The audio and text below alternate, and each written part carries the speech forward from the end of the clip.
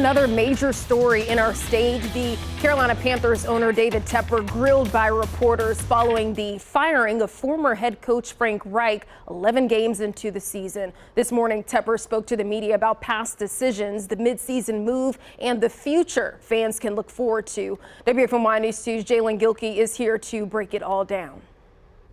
Yes, Sydney, things got a bit testy down at Bank of America Stadium as reporters from all over made their way to the Queen City for their chance to ask David Tepper the hard-hitting questions that Panthers fans from all across the nation want answered.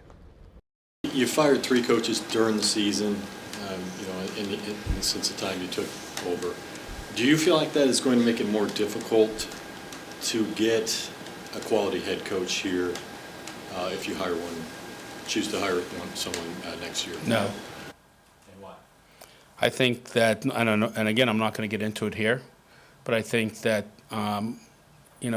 there are different reasons why different things happened in each case. You guys see, like I said, everything is out in the field, everything is known over time, and I think people know it, the league knows it, and people in the league know it. So I think that if everything was perfect, it wouldn't be the case. And everything was good, it wouldn't be the case. So it's not as if it's not known out there, reasons, and that will be something for people to decide.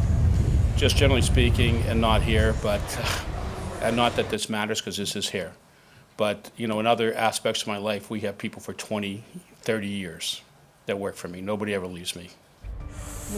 So, Jalen, I'm interested in hearing your take on this. What'd he say?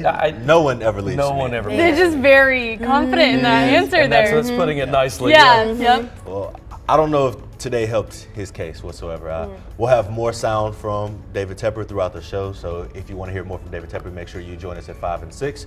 We'll have more from that, but today's press conference was interesting. It seems like there's a lack of a direction. It seems like there's a lack of a consensus as to what he wants the team's identity to be.